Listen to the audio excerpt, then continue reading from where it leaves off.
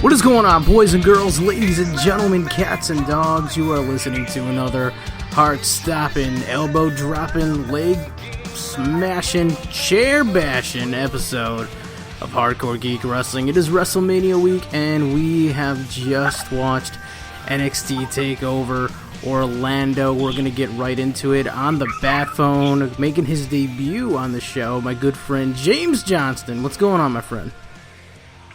Nothing much, man. It's a pleasure to be here. I want to thank you for inviting me on, and it's been a long time coming. Yeah, we've been talking about you coming on the show for a while, and our schedules have kind of been flipped and flopped, But all the stars aligned tonight, and just happened to be watching NXT, and I think before we got on came on the air tonight, we kind of talked about the show being a little bit on paper, kind of looking a little lackluster. I think that's the word that you used, and I can totally agree with that. But I'm going to go ahead and say I really think that the show delivered, and there was a lot of surprises and some twists and some turns and some stuff. That's why we love professional wrestling. So we're definitely going to get into all that. Listening at home, guys, if you want to check us out, all of our past episodes are on iTunes. You can check us out at hardcoregeekcast.com. We're on Facebook and Twitter at HCGeekcast. And for Hardcore Geek Wrestling, we're on Twitter at Geek Wrestling. If you're listening live, you want to be listening live right here on Spreaker.com. That's Spreaker.com/show/Geek Wrestling. Also, you can listen live on Facebook, Twitter, and YouTube. All right. So, what was your very first, your first expectation of the show? Were you almost not gonna watch it, or were you completely pumped because it's WrestleMania weekend? Well, I mean, with it being WrestleMania weekend, definitely it was a must-see. Like I know that NXT always delivers every time there's a big weekend. I mean, it was you kind of go into it expecting to see, a top-notch show each and every time Takeover, premieres. I think that there weren't very many matches, maybe one or two that I wasn't too much particularly into. But even those two matches delivered. So I mean, overall, it was another 5-star pay-per-view. It didn't fail, and like I said to you earlier in the text, it's gonna be tough for WrestleMania to kind of live up to this tomorrow.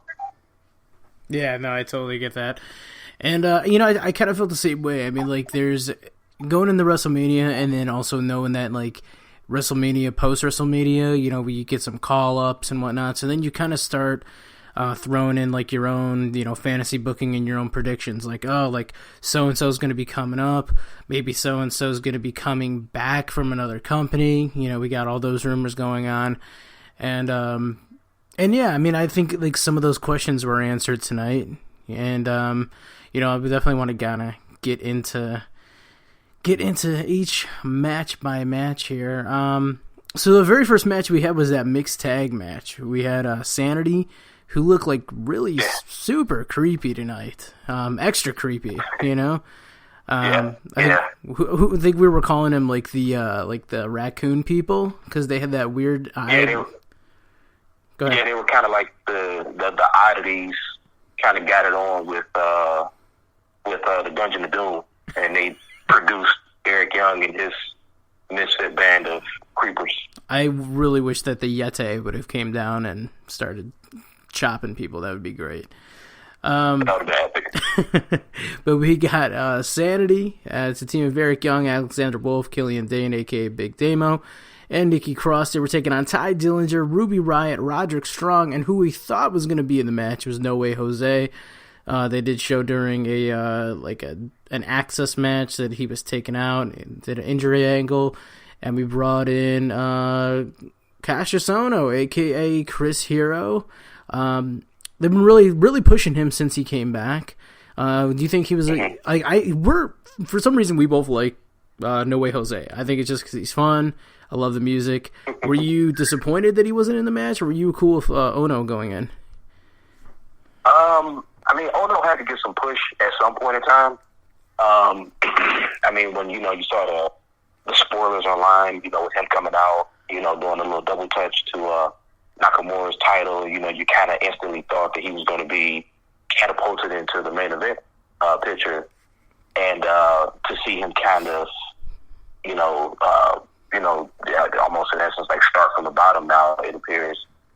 It's good to see him, first and foremost in the WWE ring again.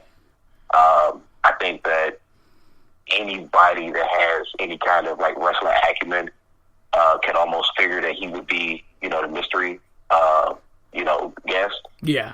But I mean, he pretty much had a, good showing. His maneuverability, hasn't slowed down any kind of, reminiscent to the Kings of Wrestling days. So it was good to see him. I mean, like you said, disappointed, not to see No Way Jose. I think he could be a big draw once he hits the main roster. But, to kind of, put him on the shelf for a few seconds and let, Hero get some rub. Or I'm sorry, Ono get some rub. It was a good look.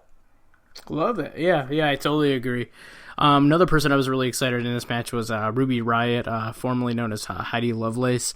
I had a lot of opportunities to see her live, and first of all, she's a real cool person, but like she's tough as freaking nails. And I know like we've seen her a couple times on NXT, but if you just gotta watch like some of her indie matches, and she takes it to the dudes, and she goes one-on-one with dudes and like kicks the crap out of them. So it's kind of like one of those little like sense of pride things where it's like, oh yeah, someone that you have seen on the independents a lot get to, kind of basically debut on this huge stage. I know she was, did a couple shots on NXT tapings, but it was really cool just to see her on this big stage. And the match was like kind of crazy, and I think like even like guys that we're not even talking about, like Roderick Strong was amazing. I mean, everybody knows who Roddy is from Ring of Honor, and I think we were talking about Ty Dillinger. I think did you call that were you the one that predicted he's going to be the Intercontinental Champion within the next year or so? I definitely think he's going to be the IC champ in the next 2 years. Right now, the guy is so over that it's unreal. I mean, to me personally, I feel like WWE dropped the ball with his Royal Rumble debut. They perfectly executed him coming out at number 10. He got a huge pop. He even got a pop like during Rumble. Like you think about Rumbles in the past where guys have debuted, they've come in, even guys that have been there for years, and no one had that strong of a pop, for 5, 7, 15 minutes, for however long he was in there. And the fan reaction when he got eliminated, like it took the wind out of the, took the wind out of the arena. To see him back in NXT, I mean, it's like they're kind of trying to find a place for him. I think you place him over on SmackDown. Put him in the IC title hunt. The guy is marketable. I mean, there's nothing you can say about him that hasn't been said already. But yeah, I mean, he definitely needs to get that call up to the main roster soon. Mm-hmm. He's very charismatic. Like I said, super over. Now, as far as Roddy goes, I mean, the one thing about Roddy, man, I feel like he missed the bus. I mean, I know he's a recognizable name. I mean, he spent practically his entire career in ROH. He had a few other little indie, tours. But I think Roddy is one of those guys that, if he would have, kind of like bit the bullet and came to WWE, a few years ago, even after his first original stint in WWE, I think the guy probably could be like, either IC champ, US heavyweight champ, tag team champ, something right now. But I feel like, Roderick Strong right now and WWE or NXT right now, it's kind of like, hey, thanks for coming. It's almost like a consolation prize for him being here.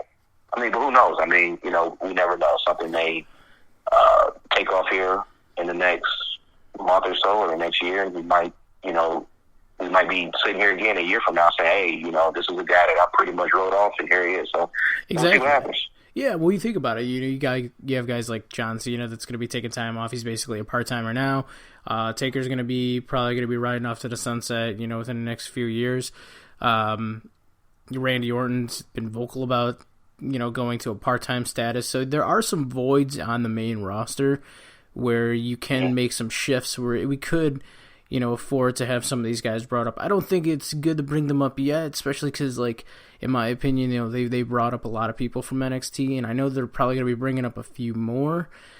And I think you're going to need guys like Roderick Strong down in NXT, for drawing purposes at least, Yeah, definitely. I mean, he can, depending on who comes in, I mean, he can be a good mentor to a lot of kids. I think, NXT, he can definitely be someone in NXT that can, mentor along a lot of guys. There's no telling, who's, coming up soon or, who's getting ready to sign. I mean, you saw that by tonight when we saw, the guests in the audience that kind of shocked the hell out of me. Lost my mind. He very well may end up being like an NXT lifer, just so he doesn't job out on the main roster, so. I see you. Okay. So the match right here, we did get the win going to Sanity.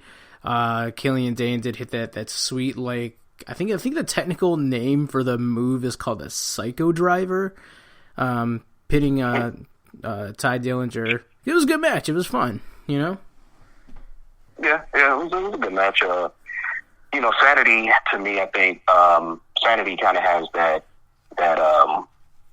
they remind you of Decay. Yes. I think that if they move up to the main roster too, they could be a big draw. Again, on SmackDown, you got too many big fish in a small pond on Raw, even though they're 3 hours. But SmackDown seems to kind of have that theatrical feel, with actual wrestling. So I think seeing them on SmackDown would be a nice addition. Possibly later on down the line, seeing a Wyatt family unification against the Sanity. I was just thinking that'd be kind of nice. Oh yeah, I was just thinking the same thing. I would love to see that. That would, and it'd have to be just a complete brawl. I would have to absolutely love that. Oh yeah.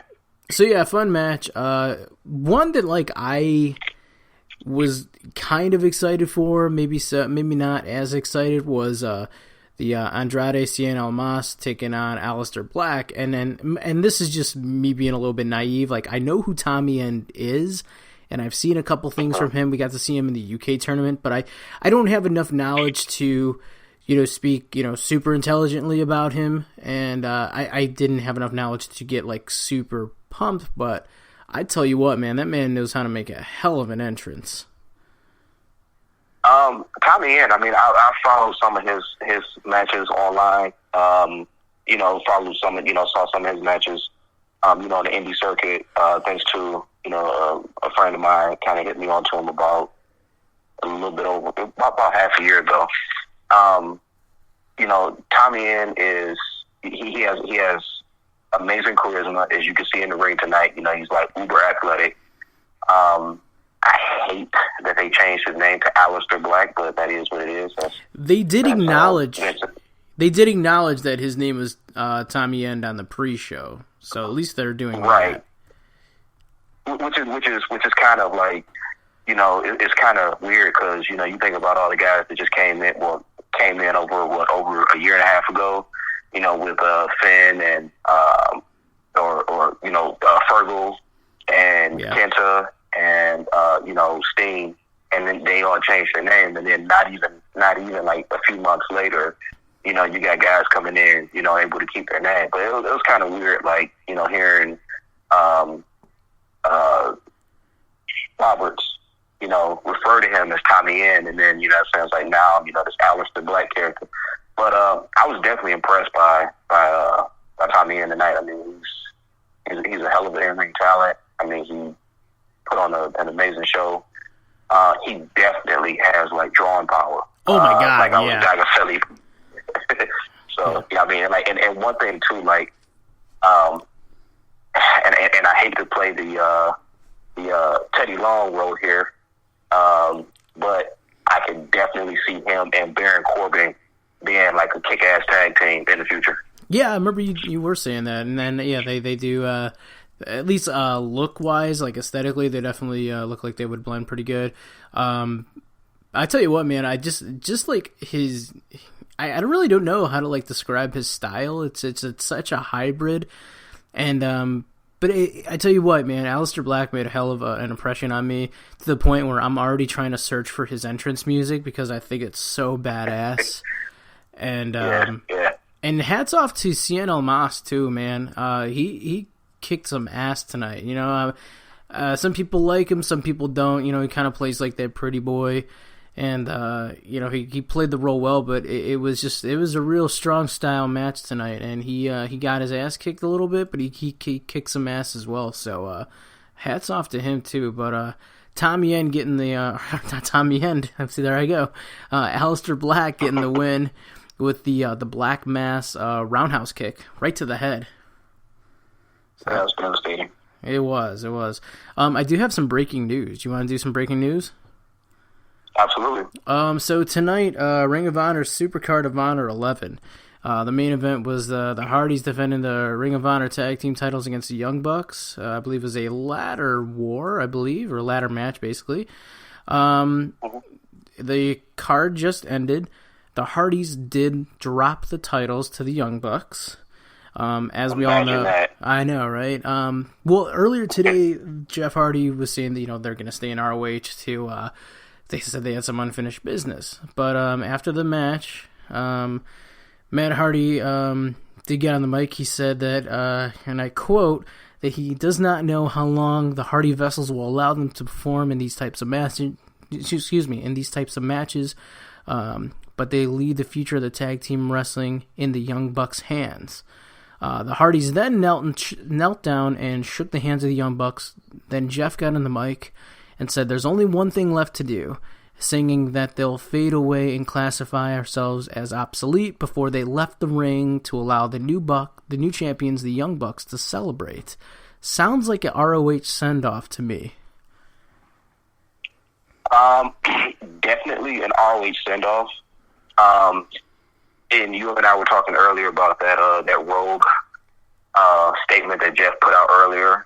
I mean, the writing's on the wall right now that the Hardys are pretty much on their way to WWE.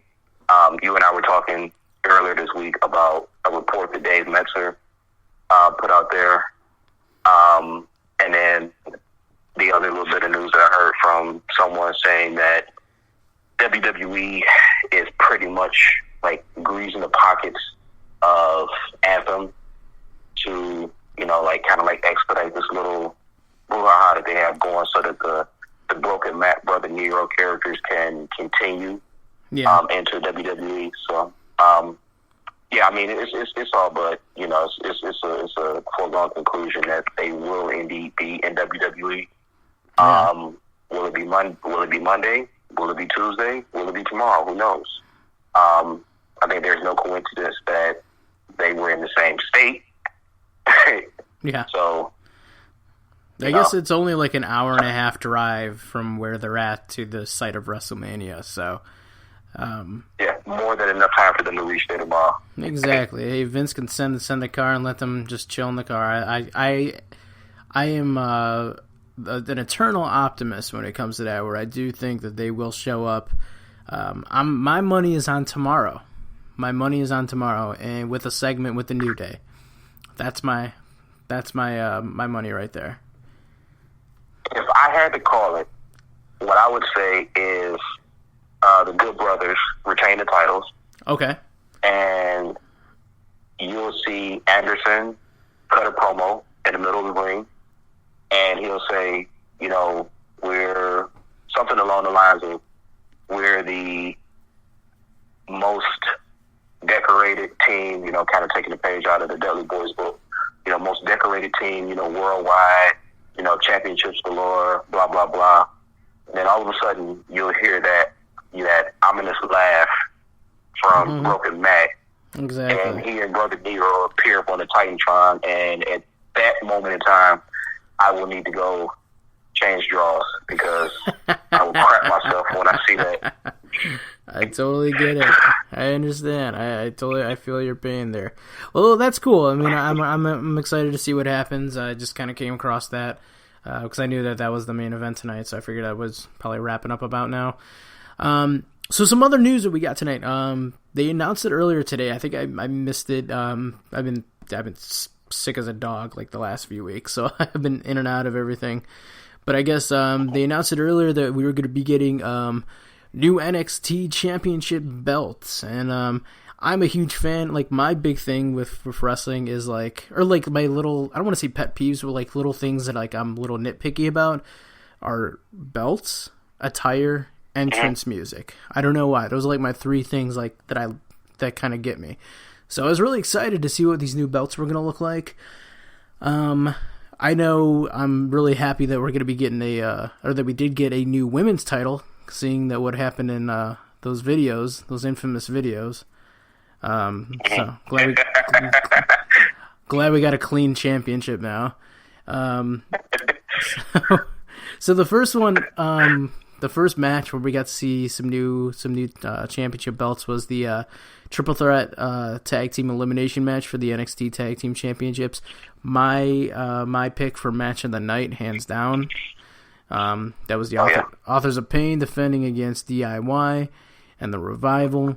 I'm always gonna root for DIY. I mean, I'm Johnny Gargano, Cleveland, got to, but man, I've been kind of swaying a little bit towards the Revival, and tonight, man, that just made me fall in love. Like, when it was the Revival and DIY teaming up and kind of using each other's finishers, I popped out of my freaking seat, scared my cat and my wife, Yeah, that I've been a huge Revival mark ever since they debuted in NXT. From their attire to like their ring, their ring presence.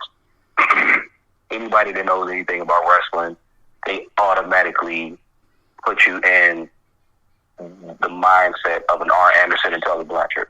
Like old school, technical, like gritty, tough tag team wrestling.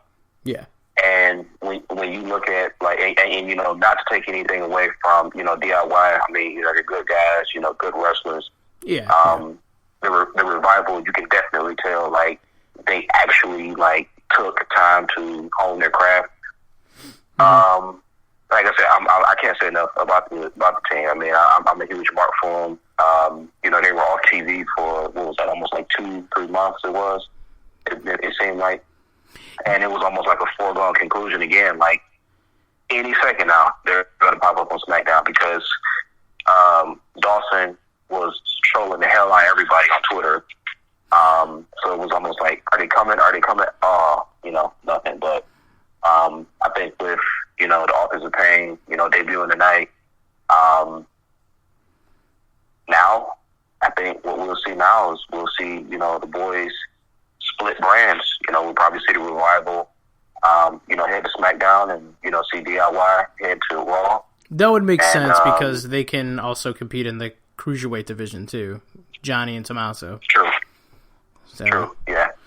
Yeah, I mean, I think we were just talking. We're like, all right, Tuesday for the Revival. Like, it's kind of like, at least for us and, our group of friends, it's kind of like a foregone conclusion that it's like, all right, they're going to be there, and they're going to get in the Usos' face on Tuesday, So that's... Right. Yeah, absolutely. But I'll tell you what, man, this match, like... I first of all, hats off to all 6 men, including Paul Ellerling. I think that's it's a lost art of, like, the actual wrestling manager. Like, we got Paul Heyman, and, we got, like, Maurice, and then I'm probably, forgetting a few people, but I mean, Paul Ellerling, he is, he's old school, he's like from that age of like, Bobby Heenan and, Colonel Parker and all those guys, and he really played a good role, and he's loud, so that's good. So you can hear him talking crap about everybody, but I got to hand it off to all 6 guys. The table spot was really good. Yeah. That superplex to the outside on to like everybody was just like a car wreck, and it was just phenomenal. Like, and even like is it Akeem and Rezar? I think I got their names wrong, but we're gonna call them, something close to that. We're gonna call them D'Lo 1 and D'Lo 2, and that's fair. That's fair. Yeah, and but they're kicking some ass. I love that super collider, that double power bomb, and it's like the storytelling. It was what was really good in this match. Like, I like the camaraderie between DIY and the Revival, but they still remember, hey, we have this rivalry. And then that one part where like they're about to go out and beat up the Authors of Pain, and DIY turns around because they know that the Revival's about to jump them, and then they're just like, all right, oh well, let's just fight. Like, that's perfect. Yeah. I loved it. Yeah. Yeah, that's probably one of the best rivalries you can honestly think of right now in NXT since Sasha and Charlotte. Yeah, and even since Owens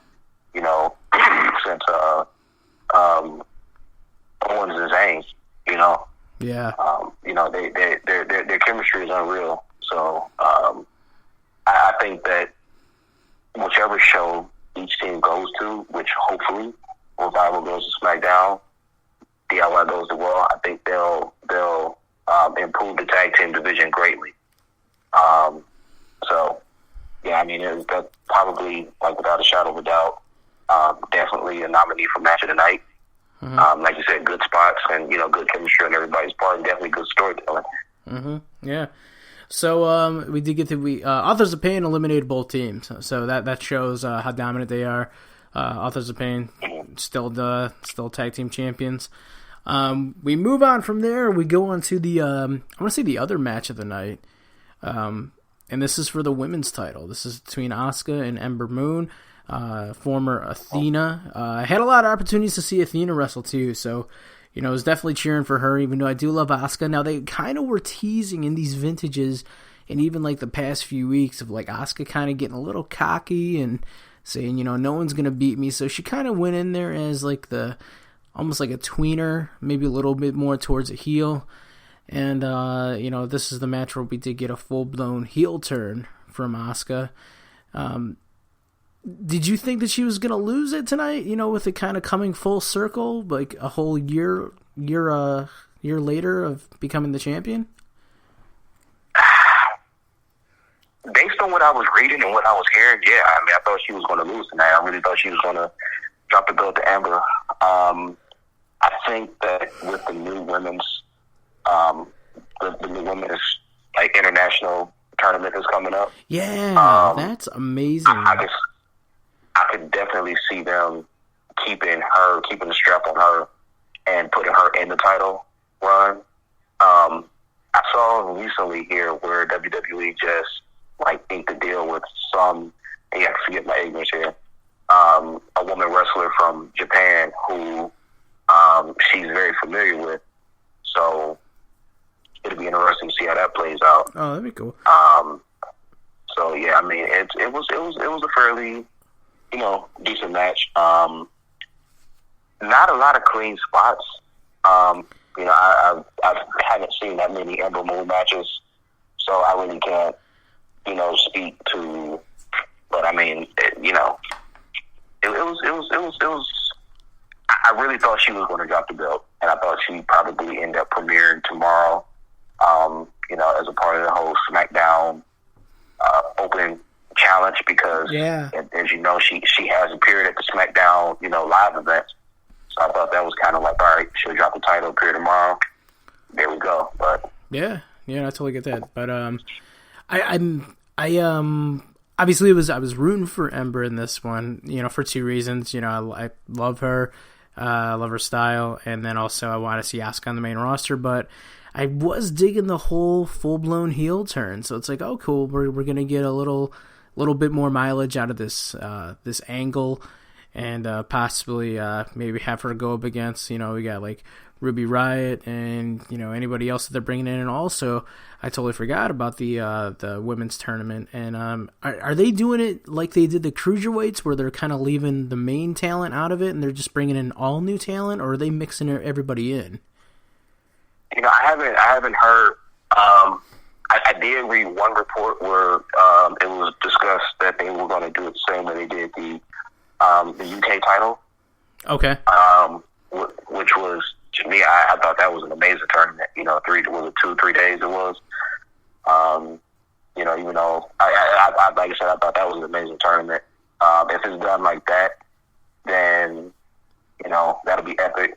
The only thing is, I would love to see the international women's champion kind of like float back and forth between SmackDown and Raw. Yeah, and on top of that, what else I would love, and this is, I'm a fan of the cruiserweights, but I can admit that 205 Live is kind of a little bit of a snooze fest. I would rather have the cruiserweight title, keep it on Raw, but make, do more matches with the cruiserweights. But instead of having the cruiserweights get their own show, I would love to see the women get their own show. I think that'd be badass. Yeah, I mean that would be. They have to do something that would be. They would have to do something that would kind of like entice everybody, at this point. Because right now it seems like the women's division is stale as a whole. I mean, Corey Graves kind of like alluded to it the other day on Bring It to the Table. You're seeing the same 4 women competitors on Raw. Now, don't get me wrong, I love Nia Jax. You know how I feel about Nia Jax and Sasha Bailey. I love them both. Yeah. But it's tiresome seeing Sasha, Charlotte, Becky, and Nia. You go to SmackDown. You have like the women's talent division over there has like a lot of depth, but it has no identity. I think that if you move some of the women from SmackDown, donate them to Raw, bring Dana from Raw, put her on SmackDown, you have a more athletic women's division on SmackDown. You have a more technical division on Raw. Yeah. The only thing is that I just don't feel like the women get enough airtime. And I think that the women's title should be merged into one, and that title should float back and forth between both divisions. Because, I mean, there's some weeks where the women just come out and they just cut promos and they don't wrestle. Yeah. And I think that should be one title that, hey, we're going to have this women's title float between, if you really want to put some legitimacy behind this women's revolution, you have to make like one crowning wrestler women's champion. You don't need a SmackDown title. You don't need a Raw title. You need one women's champion, and like show the dominance of this woman. This women's revolution. Yeah, no, I totally get it. Like how they did back in 2002. I am a firm believer that there should be one world champion, one women's champion, and even one set of tag team champions, and you have them go back and forth, and then you keep your secondary titles on the brands if you're going to split them up, True. And kind of what you were mentioning too about the Cruiserweight division too. You know how I feel about the Cruiserweight division. I mean, the one thing that I can't take serious is there's a purple belt, there's purple ropes. Yeah, I know you don't like the belt. I don't like the ropes. I don't, man. It's right. So it's like looking at like, you have like this high flying talent. You have all these guys coming in from around the world. Like it's almost like you have this Fisher Price, my first championship belt that Neville was holding on to, and then you have these like dollhouse ropes. Yeah. What they should do, if anything, like there was an image. I think you sent me the image like almost like 2 weeks ago of the all black cruiserweight title. Yeah, somebody like mocked one up. It looked really cool. Yeah, like if they do that, make an all black cruiserweight title. Don't change the ropes. And if you really want to bring some legitimacy, because I mean, now you think about it. I mean, WWE is mentioning ROH on television. They're mentioning New Japan Pro Wrestling. They're mentioning AAA. They're mentioning CMLL. They're mentioning all these different, they're mentioning all these different promotions. Like the UK title was defended at a Progress event this weekend. Yeah. That's the first time that a WWE championship has been defended outside of a WWE event since, I think, like 2003, I believe it was. Yeah, it's been a long time since something like that happened. So it's like you think about like a lot of the cruiserweights, like Kota Ibushi. Like it should be okay to have a title on a guy that is not inked to WWE, and like have him travel the globe and defend the title. And you can just update it like this week Kota Ibushi defended the cruiserweight title, against such and such at ROH and blah blah blah.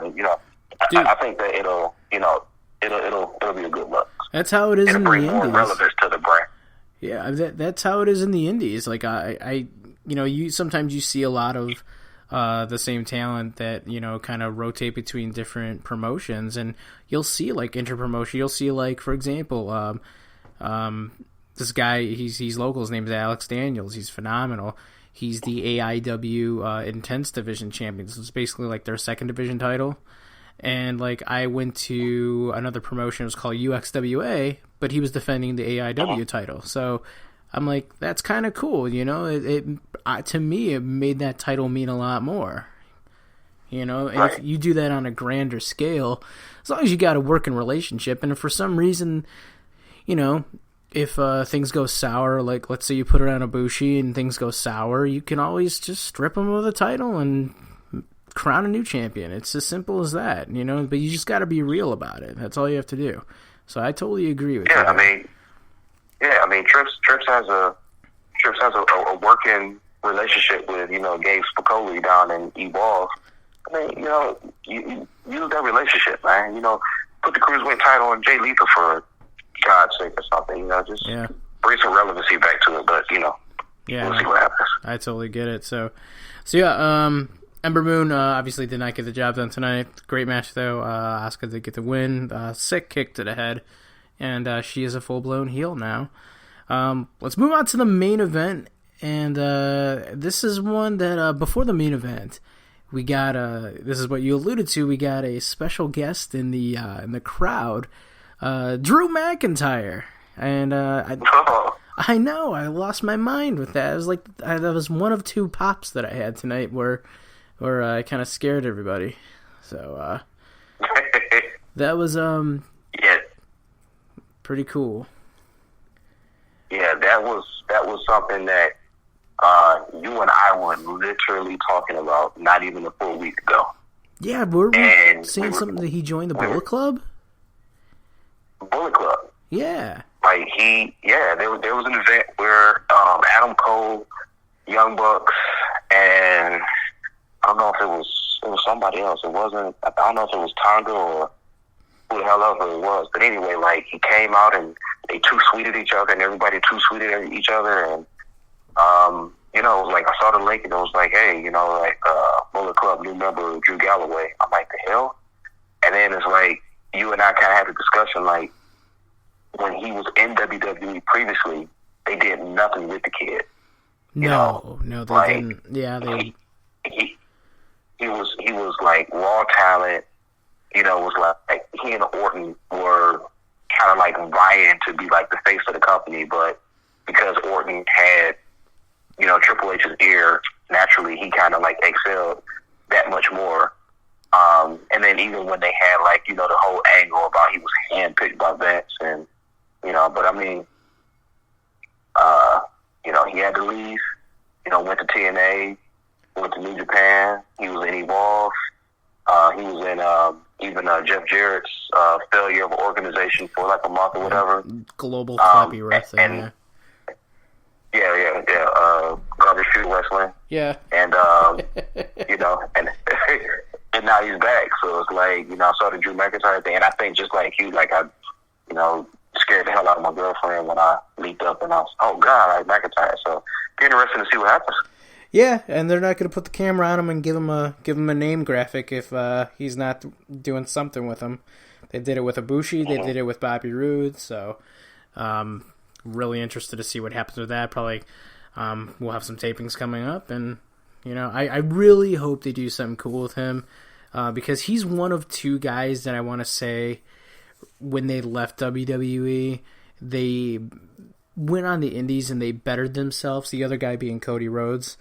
And I think that, I think he's got a little bit more stock now, and I think that WWE can see what they did wrong with him before, and maybe just, let him be himself this time. That's all you really got to do.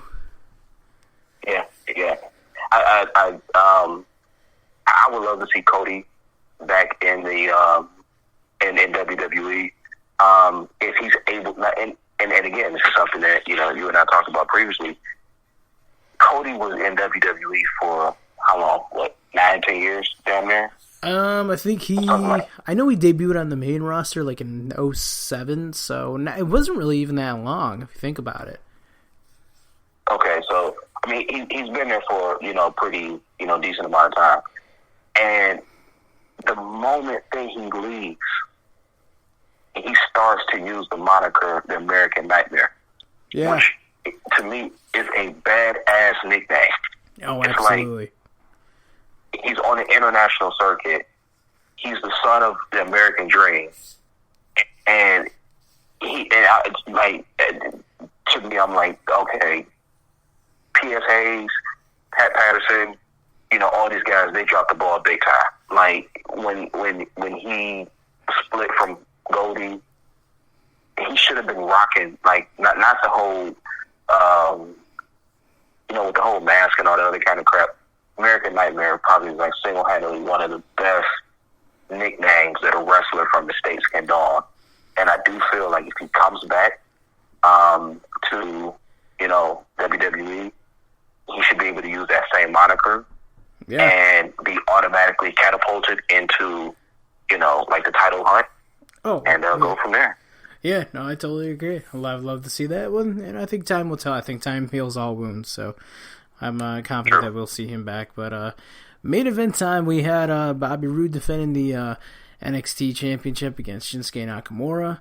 Shinsuke, this is the first time where he didn't really have like an epic, like crazy entrance for a takeover. And Bobby Roode definitely did.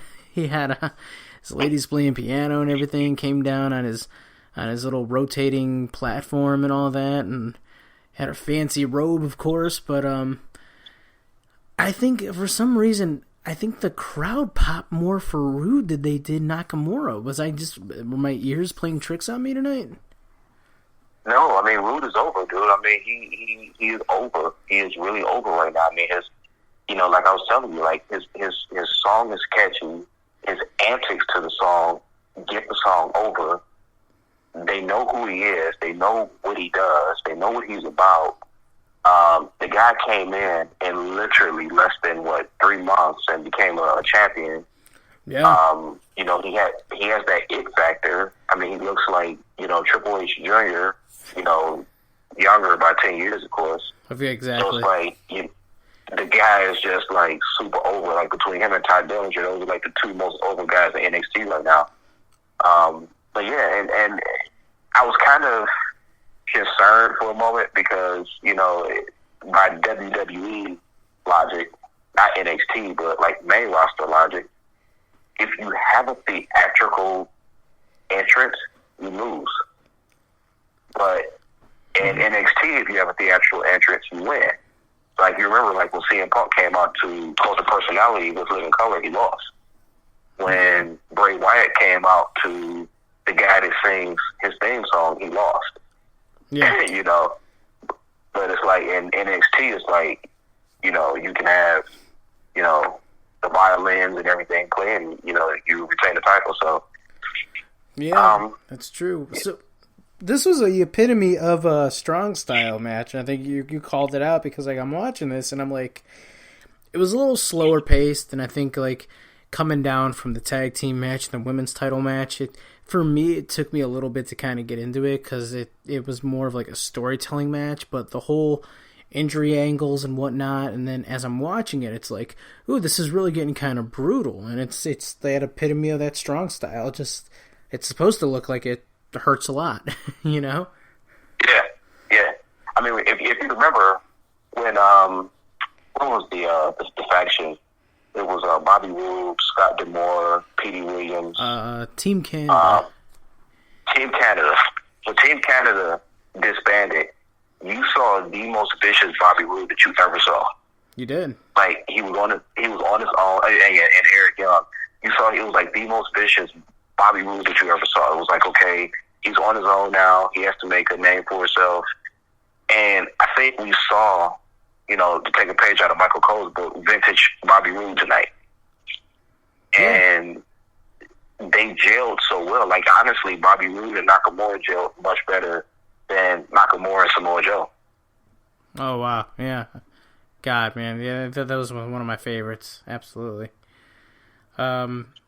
So, with this one, and obviously they went all out. They brought the trainers out and all that. So they kind of, you know, the drama was there. The brutality was there. We did get Rude going over again. I'm guessing the way this felt was a send-off for Nakamura. Mm-hmm. Do you think we're going to see him, you know, maybe one more appearance on an NXT show, like on a taping? Or do you think that it's just going to be nothing until he comes to the main roster? I think that after Sunday, on Tuesday, AJ will emerge victorious in the Shane McMahon match. Okay. And I'm praying to God that in no way, shape, form, or fashion that Shane wins this match, because he has no business at all beating AJ Styles. So, not even to get myself pissed off and worked up, we're just going to say that AJ Styles is going over Shane McMahon. Okay. I can see AJ coming out and, you know, cutting a promo about, you know, defeating everybody. There's no talent, turning his sights towards Randy Orton, and we hear Nakamura's music. Oh, I love it. Come. Yeah. I freaking love that. And to see Nakamura and AJ in the ring again, Jesus Christ, I might have to, like, I may have to go buy, like, a whole nother pack of drawers, like, tomorrow morning before WrestleMania, because it's probably going to be, like, Poop City over the next 3 days, like, all these different, like, pops and debuts and stuff, dude, so, yeah. Yeah, we were talking about that. I did an interview with Mega Wrestling's heavyweight champion Jackson Stone, and then Brian Carson was there. And they said that they believe that that's going to be the first match to main event Wrestle Kingdom and WrestleMania, and I truly believe that. Yeah, that'll definitely be a good look, because that was a phenomenal match at Wrestle Kingdom, and that send off was amazing. So, you know, to see them, you know, again. Now, I mean, you know, there's rumors that AJ is going over to Raw because they're supposed to have a draft.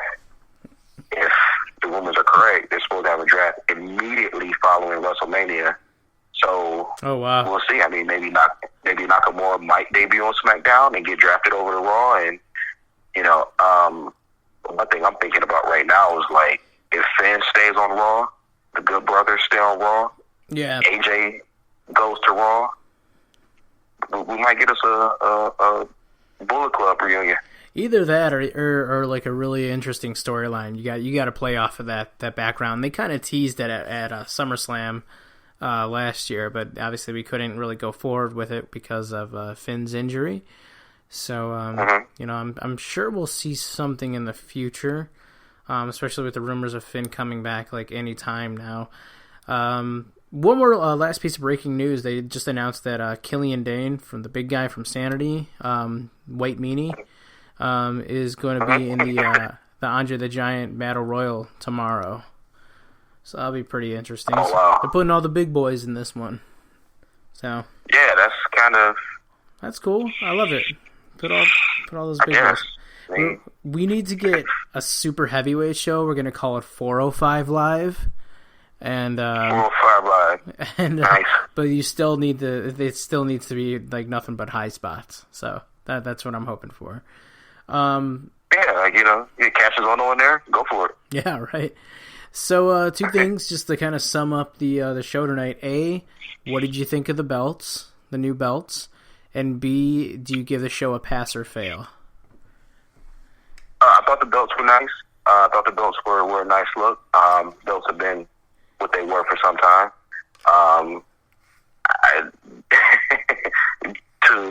Kind of to your comment earlier about the information of the women's belt, I think it's kind of good that we got a new one. Oh, yeah, absolutely. Yeah. So yeah, the belts are clean. Nice. I give the belts an A+. As far as the show, I give it a pass. I mean, I give it a good A-. Yeah, no, I agree. I like the new belts. At first, I wasn't too sure about the heavyweight belt, but because I thought it kind of looks a little too similar to the women's belt, but I saw it a little bit more up close, so it does look very nice. It actually looks it's better than just like a giant X. So I do like that it actually looks like a championship now.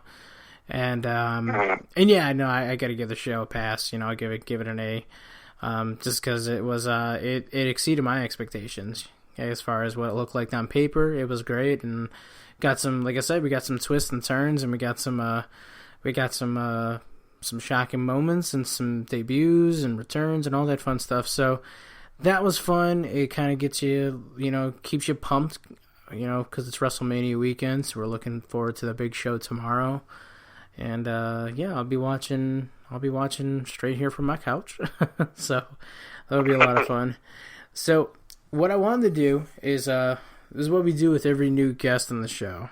Okay, I want to ask you if you were to create your, and I think you and I have actually had this conversation. If you were to create your own character, an extension of yourself, who would they be, and what would their gimmick be? Oh man, I think I already know what the answer is. Oh yeah, already. So the wrestler that I would create would be, his name would be Daddy Fat Nasty. Okay, got it. And he would be the most disgusting, creepy, comical, athletic character that wrestling would ever see. And he would be like this junkyard dog / Godfather kind of character. Like real, like entertaining, but like real vicious and very kind of like, hell, I'm black. So like almost like stereotypical, like facial expressions almost. Okay. He would have almost like a Luke Harper wife beater. He would have either some hammer pants or some chef pants, one of the two. Okay. Like those checker chef pants that you see like a Cook at Wicked Lizard wearing. Okay. And like either like some Crocs or some New Balances or Reeboks with an apron that says, like something like dumb, and then have like a windbreaker jacket on over it.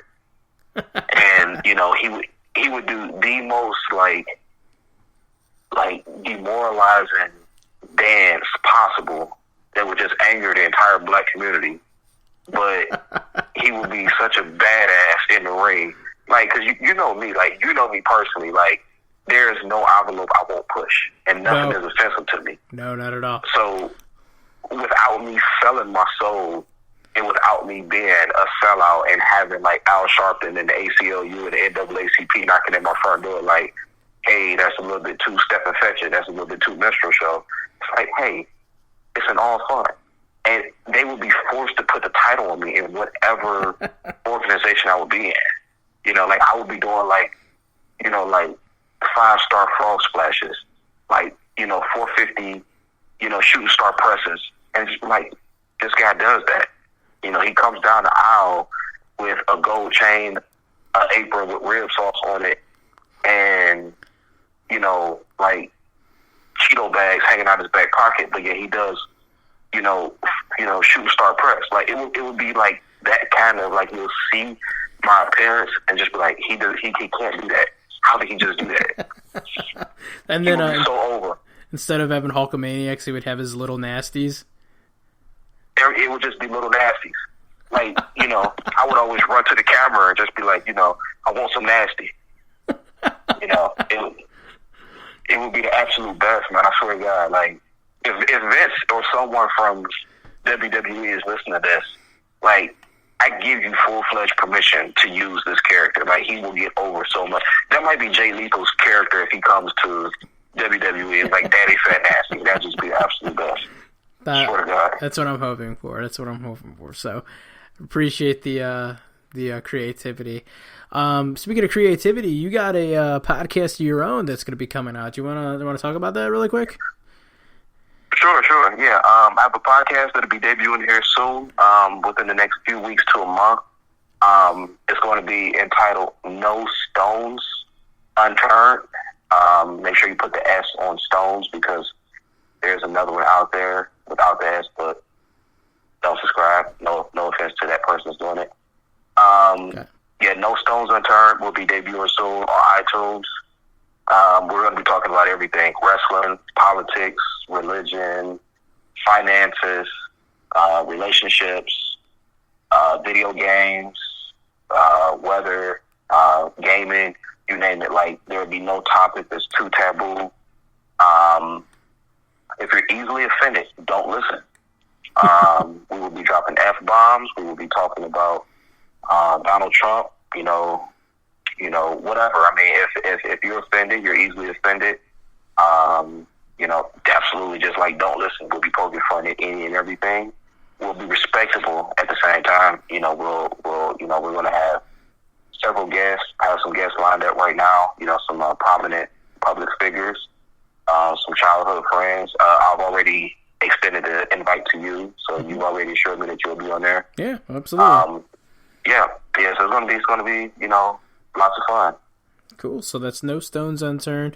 Yeah. When it's up and running, we'll be sure to put a link on the website under our friends of Hardcore Geek. So that way, if you guys are listeners to us, you guys want to check out all of our friends, definitely go there, and then you'll be able to listen to James and talk about the freaking galaxy. So that'd be great.